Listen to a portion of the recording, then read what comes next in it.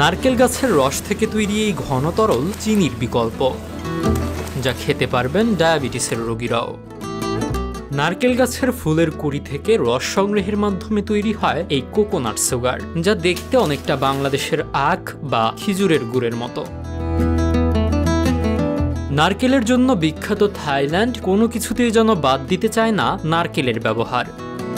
তাই তারা চিনির বিকল্প হিসেবেও ব্যবহার করে নারকেলেরই উপাদান, যা তারা তৈরি করছে 150 বছর ধরে।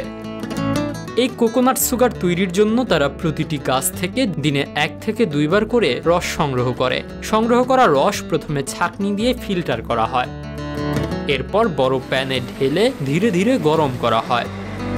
এ সময় একটি ঘূর্ণন যন্ত্র দিয়ে রসটি নিয়মিত ঘোরানো হয়, যাতে রস পুরোপুরি মিশে না যায় এবং সমানভাবে ঘন ও মসৃণ হয়। ঘন রস পরে ছোট ছোট ব্লক বা প্যাকেটের মতো সাঁচে ঢালা হয়। ঠান্ডা হলে এটি শক্ত হয়ে টুকরো টুকরো আকারের কোকোনাট সুগারে পরিণত হয়। 10 লিটার নারকেলের রস থেকে 1 কেজির মতো চিনি পাওয়া সম্ভব। বাংলাদেশে প্রতি 200 গ্রাম কোকোনাট সুগারের দাম 650 থেকে 700 টাকা। কোকোনাট সুগার থাই রান্নায় ব্যবহার করা হয় স্যুপ, স্টার ফ্রাই এবং ডেজার্টে।